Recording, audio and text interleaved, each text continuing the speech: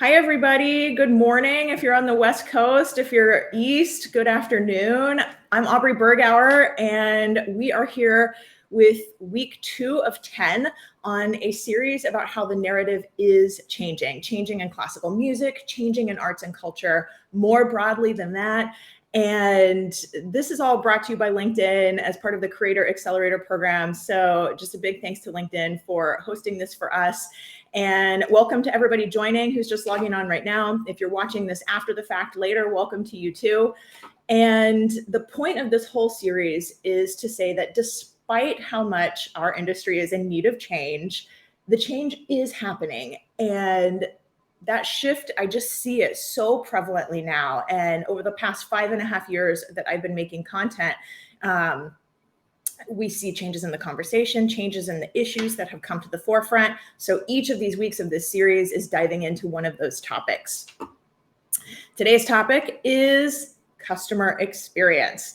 And if you've been following me for any amount of time, you know I think a lot about the customer experience. And what's very interesting to me is that I am now hearing language regularly about centering our communities, centering our customer. All of that is synonymous. Centering our communities is synonymous with, I believe at least, centering the customer. So this language was not used 5 years ago for sure. I hear this now from board members who reach out to me, from staff members, administrators, as well as recruiters reaching out with different job descriptions. So whether that's performative language or not remains to be seen, I think, to a degree, but the fact is that it's happening, and that is progress, and we are here for progress, not perfection, right?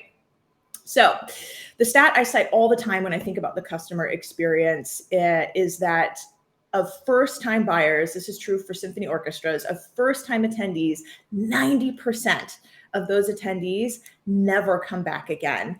That study is from the that stat rather is from the League of American Orchestras. It's the churn study. If you've been in classical music, maybe you've heard it. If you've heard me give talks before, you've probably heard it. That stat is about 10 years old. It was pre-pandemic, right before the pandemic hit, about a decade old. And it really hadn't changed much in that 10-year period.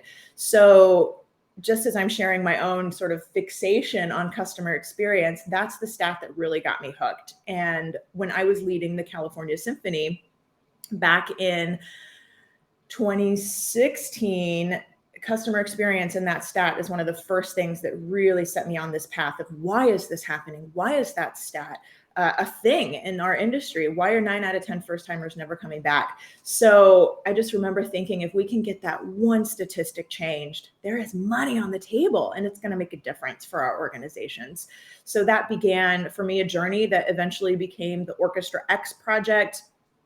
I later learned that this idea of going to your customers or desired customers and asking about their experience, I later learned that's called user experience research, UX research. And that's what the Orchestra X project was. And more recently, though, fast forward, here we are 5.5 years later, fast forward. And over the last several months, I came across the work of Ruth Hartt, who is joining us today, and specifically this framework called jobs to be done theory. And she's going to unpack that for us. It really gets into this heart of what the customer needs, what the customer wants. How do we solve for that? How do we learn what that is? And so we are going to spend the next 20 minutes or so joined by Ruth, learning from her. And I just want to say, if you're tuning in, please share this with your feeds. If this is valuable information to you, if you think other people in the field in your network will benefit from this content, please give it a share. It will mean a lot to just getting more eyeballs on this as we try to spread the word about what it means to be customer centric. So I'm going to hand it over to Ruth, but by introduction, as I bring her on here, Ruth is at the Clayton Christensen Institute, and put a pin in that because we'll come back to it. But I also want to say about Ruth is that she is a professionally trained opera singer, so totally understands classical music and our side of the business here. She has done all the things. She's got a master's degree in vocal performance from Boston University. She's done multiple young artist programs, both at Opera Theater of St. Louis and the YAP program at Opera Maine, where she lives now. And aside from that, from for 17 years, she has worked as a music educator in addition to her work at the Christensen Institute. But what attracted me most to Ruth is her marketing chops. And I will say, as an aside, this makes sense. If you've ever heard me talk about marketing or on a podcast or any other talk I've given, marketing is synonymous with education. Totally makes sense that an educator is a great marketer. So getting back to her role at the Christensen Institute, she works directly with the president there. They are known for the jobs to be done theory. Again, that's what she's going to explain to us and share with us today. And I just think it's a fascinating approach to learning how to better serve our customers and get into that mindset of what does the customer want, and that what they know is very different than what we know as somebody who lives and breathes our art form all day long, right? So please use the chat as you're watching. I'm going to try to keep an eye on the chat comments here. I'll try to feed those questions back to Ruth. So please give a like, ask a question, leave a comment, whatever's on the mind. We want to hear from you. So with that, let me bring on Ruth here. Welcome, Ruth. And hi. I'm going to hand it over to you. So for the next 5 or 10 minutes or so, explain to us jobs to be done theory, and then I'll pop back on and we'll go through some questions, chat, all that good stuff. Perfect. Well, thank you, Aubrey. I'm delighted to be here with you. So as Aubrey mentioned, I spent about 17 years in the classical music world as an opera singer and a music educator. And then I totally switched tracks. I landed a role at the Clayton Christensen Institute, where we apply business theory to pressing issues in the social sector. So we are trying to change the narrative around education and healthcare and poverty. And what's so great about business theory is that it's developed using a rigorous scientific process, and it can explain what causes what and why. So it can help predict which solutions, which products will be most effective and most successful. So as I became familiar with the theories, it dawned on me that we've got this pressing problem in my other world, the arts sector, which is audience decline. And, maybe these theories can help there as well. So I started researching and writing about these ideas, and that's how my blog, Culture for Hire, came to be. And it became apparent pretty quickly to me that one theory, jobs to be done theory, held really exciting implications for cultural organizations who are looking to build their audiences. It's based on a seemingly simple concept, but it's a really powerful theory that has sparked incredible growth for for-profit businesses worldwide. But it's really untapped in the cultural sector. So what is jobs to be done theory? In the arts sector, we do a lot of data mining. We're trying to understand the demographics of our audiences, who they are in terms of age and income and ethnicity. But here's the problem. Data isn't enough. It doesn't tell the whole story. It doesn't provide enough context. It doesn't really tell us why someone purchased a ticket. What's their deepest motivation for purchasing that ticket? And here's the thing. Most customers aren't buying a ticket purely because they want to experience art. There are deeper motivations that drive these decisions. And these are motivations that stem from a desire to make progress in their lives. So this can be a large progress or a small progress, whatever it is. The adult daughter who wants to get her elderly mother something different for her birthday than that, boring bouquet of flowers, maybe something that will create a shared lasting memory. Maybe the young parents who want to break from entertaining their children, but they want to make sure it's something that's educational. The young millennial who's new to town and wants to find a way to meet other like-minded people. So, without insight into these real customers' specific circumstances with their emotional and social context, a marketer really cannot truly connect with their potential audiences, and administrators cannot truly create the right audience experience. And I love Clayton Christensen's quote on this. He says, unless you understand the full context in which your customers are making a choice to hire your product or your service, you will be unlikely to create the right offering for them. You'll just be treading water with them until they fire your product and hire one that understands them better. So jobs to be done theory was developed to address these limitations. And here's the very simple premise of the theory. It's that people don't buy products because of who they are. They buy products because of who they want to become. So, as humans, we are wired to constantly look for transformation in our lives. We're always looking to make progress on something. And so when we're buying a product or a service or a concert ticket, we are hiring it. We're bringing it into our lives to help us make progress, to solve a problem, eliminate a frustration. So, when an arts organization is basing its marketing and strategy on demographic characteristics, Clayton Christensen would say, you've got the category wrong. What you need to be targeting is the job to be done or the why behind a purchase decision. And knowing why a real person buys a product or a service helps you perfect your marketing strategy, helps you make your product or your service better. So every job to be done has three components. It's got a functional component, a social component, and an emotional component. That's the way we look at it at the Christensen Institute. And Theodore Levitt has that famous example of the drill. He said, people don't want to buy a quarter-inch drill. They want to buy a quarter-inch hole. But when you're truly looking to get to the deepest motivation for the purchase, you have to ask more questions. You have to ask more why questions. Why do you want a hole? To hang a shelf. Why do you want to hang a shelf? To display family photos. Why do you want to display family photos? Because my children have left the nest and I miss them and I want to relive those happy memories because I don't know how many more years we have left together. Oh, okay. Now we have uncovered what Clayton Christensen calls the causal mechanism. Now we can see the functional, the social, the emotional components of your job to be done. And we are empowered with this information to speak to this customer with a deep understanding and a deep empathy in our marketing and to design products and features that help them get this job to be done better and faster. So, jobs to be done is it's a mouthful. I see a lot of eyes glaze over when I say that phrase. Really, you can think about this in terms of customer centricity or, being obsessed with the customer, putting the customer at the center. And it's really, it's a 180-degree shift from look at us to how can we help? Right? You're shifting from what Bob Mesta calls the supply side to the demand side and become more of a service focus. So it's more of a service organization. Your target audiences, we know, are looking for transformation. So your job is to show them, we understand your needs, we understand your struggles, your areas where you're trying to make progress, and we can help you with these. We can provide this transformation.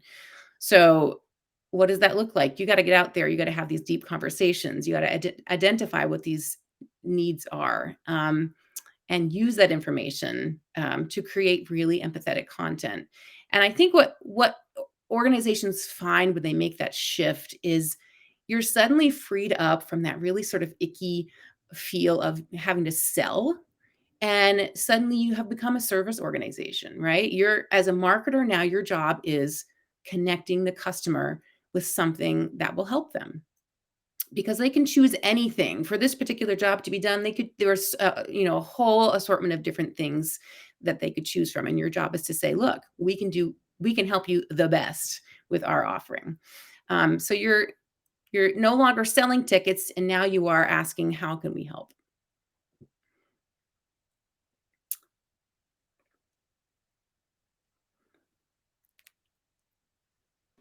Thank you. I love it. Okay, so I'm trying to keep an eye on the chat. Anybody who has questions, type your question. If you just want to cheer Ruth on, also great. Love it. But I have a couple questions I'm hoping you can help us with. The first is, I'm so fascinated with this idea of jobs to be done. Consumers have a job. They want to hire an organization to solve that or fill that need in their life. As you said, they don't need the drill, they need the hole in the wall. Like, I totally am tracking with all of that. So my question though is, jobs to be done theory asks not just what will help customers make the progress they want, but it tries to uncover what obstacles must be removed. So my question in this is, can you talk about the importance of removing obstacles and how that applies to the arts? Because to me, where I'm going with this is, you mentioned consumers want a transformative experience, for example, but there's a lot of obstacles between sitting in your seat in the concert hall and having that, from when this idea first comes into a consumer's mind. So can you just talk about this obstacles and how does this apply to arts organizations? Yeah, there's a great book by Bob Mesta called Demand Side Sales 101. And he was one of Clayton Christensen's disciples. And he talks about these forces, he calls them the forces of progress, that are at simultaneously pushing someone away from their old solution towards the new solution, the new purchase, and pulling them or keeping them comfortable in their old solution, as well as those anxieties and obstacles that are pushing them away from making that switch, making that new hire to that new solution. And he says that the pull of the new solution has to outweigh the anxieties or obstacles for someone to actually make that jump to say, oh, classical music is for me, when they haven't ever said that before, right? So that's why it's so important not to just worry about the product itself and your programming and what's happening in the program, but also to determine what is it that's keeping audiences away? What is it that turns them off? What's making them anxious, right? This is exactly what you did, Aubrey, with Orchestra X, right? You sat down with the haters and you said, okay, what turns you off? What do you not like about this experience? And I think it's particularly important as we start to target the millennial generation, because it's so dramatically different from the older generations. They're so much more diverse. They're digital natives. They have more financial obstacles. They have so many more entertainment options available at their fingertips. So you really have to get in there and suss out, what is it?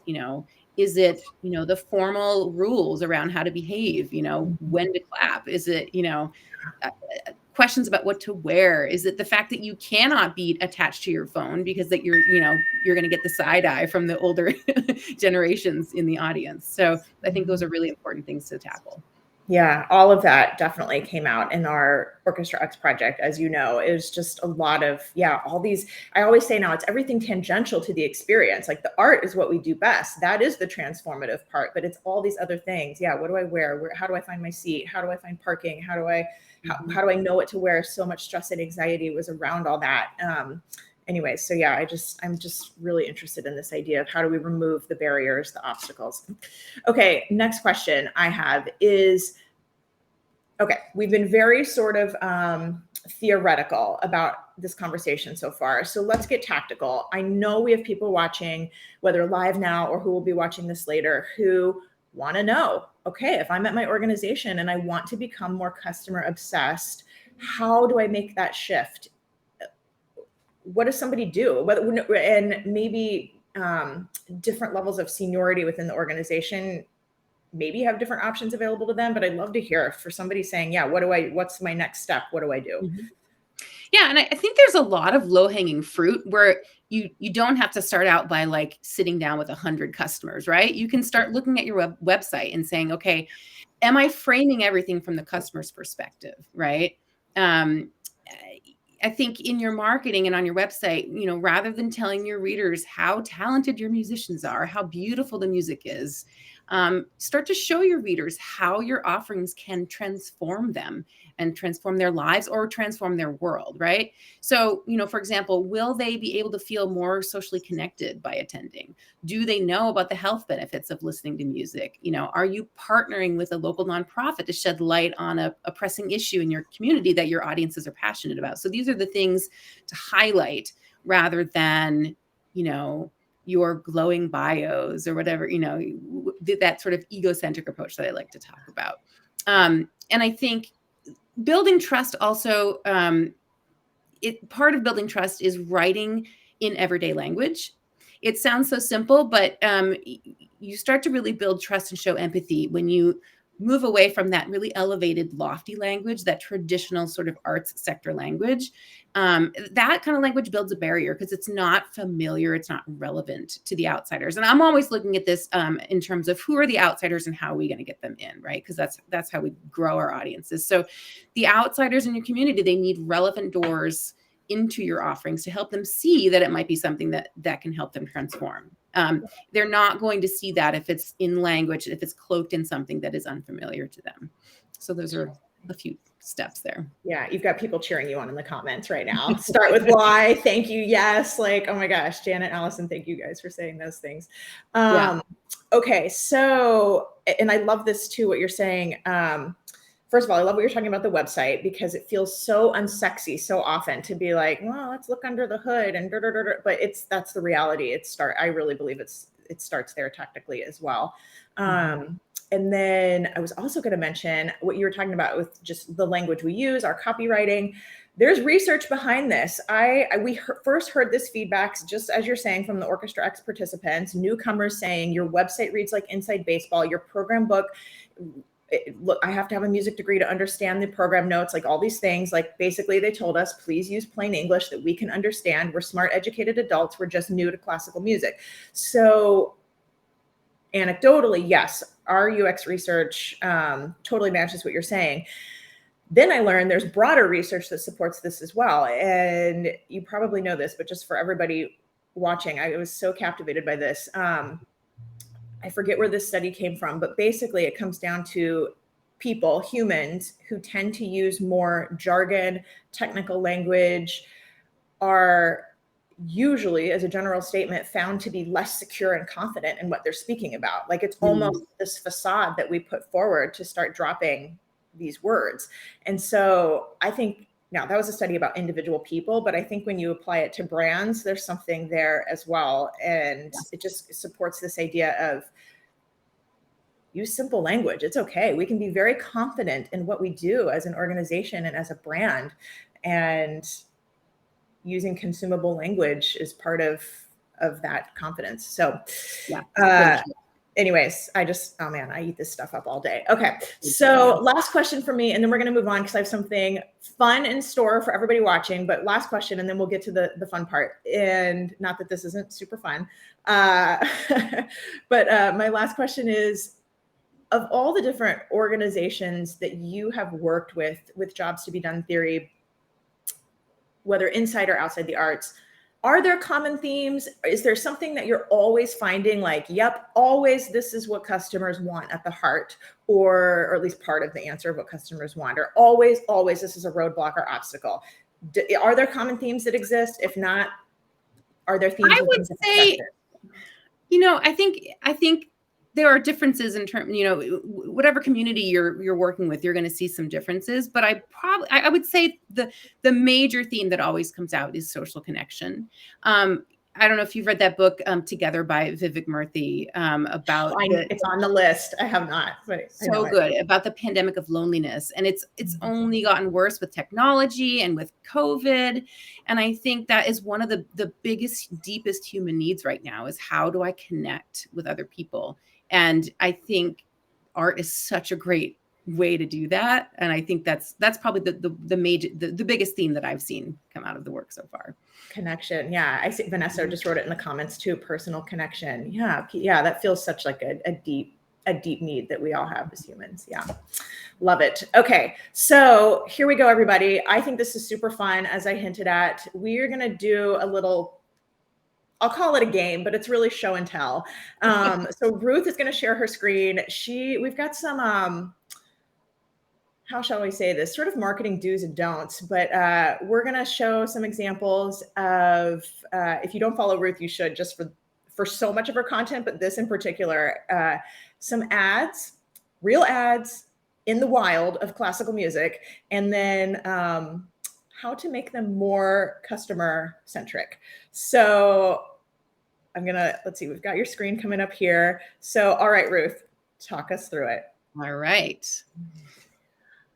Okay. So, I'm just going to show a few things that I've come across in recent years, and then talk about what we can do to improve. So, my biggest soapbox is when you come to a cultural website, are you seeing yourself there? As a customer, are you seeing yourself in those images? And I think, with this example here, we are seeing the orchestra, right? And it's hard to know, like, who are the other people I'm going to be seeing if I attend this? What is it going to feel like for me? And do I fit in? That's one of the major questions people ask. Mm-hmm. So I thought about, what could we do to show the audience more? So here's an example of really digging in. I'll zoom in here too.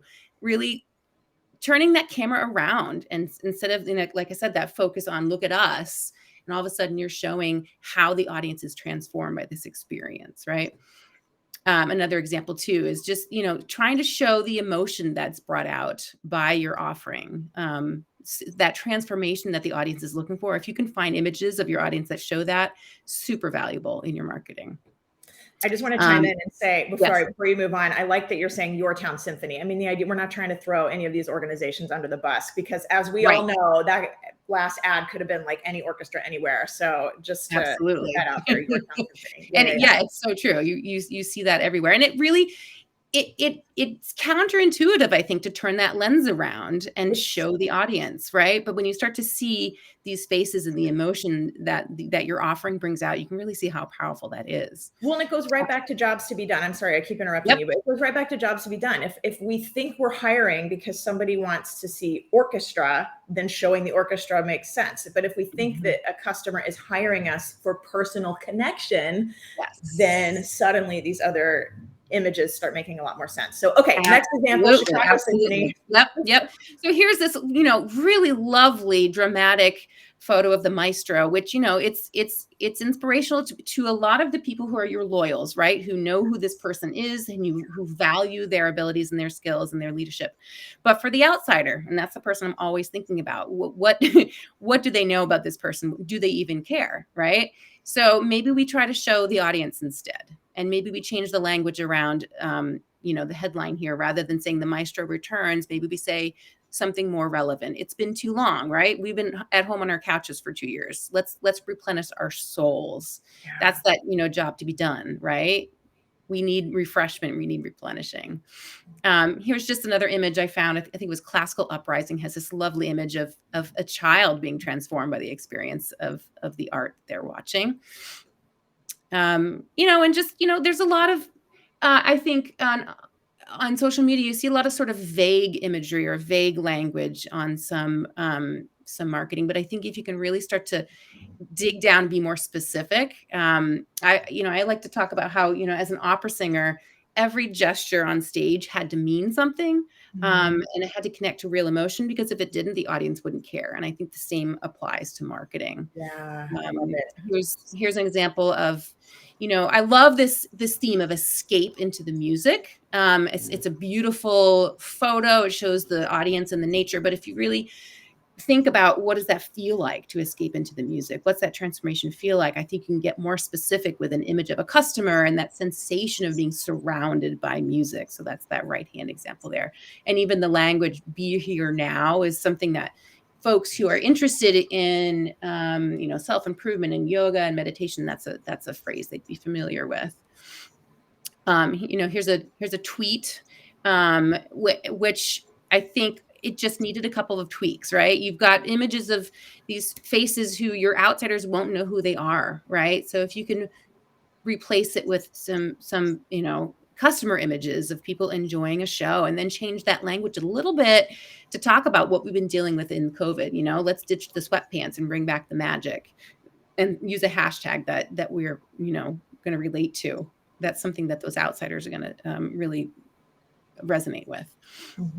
Couple more here. I love the language that they used here. Join us from the couch tonight. That's real, right? That's real and relevant during COVID.